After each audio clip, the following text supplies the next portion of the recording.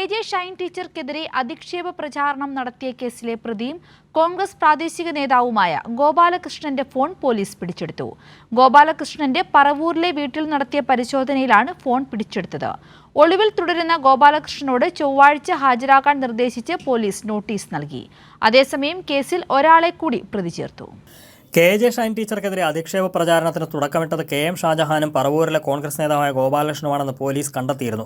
ഇതേ തുടർന്നാണ് ഇരുവരെയും പ്രതികളാക്കി പോലീസ് കേസെടുത്തത്. ജാമ്യമില്ലാ വകുപ്പ് പ്രകാരം കേസെടുത്തതിന് പിന്നാലെ ഒളിവിൽ പോയ ഗോപാലകൃഷ്ണന്റെ വീട്ടിൽ റൂറൽ സൈബർ പോലീസും പറവൂർ പോലീസും ചേർന്ന് വിശദമായ പരിശോധന നടത്തുകയായിരുന്നു.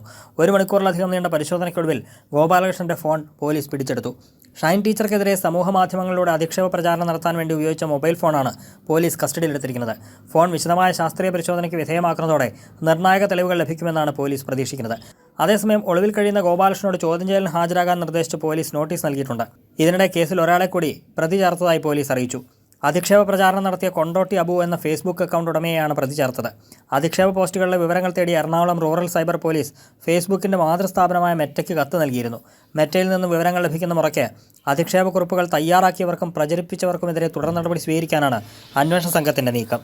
കൈരളി ന്യൂസ്, കൊച്ചി.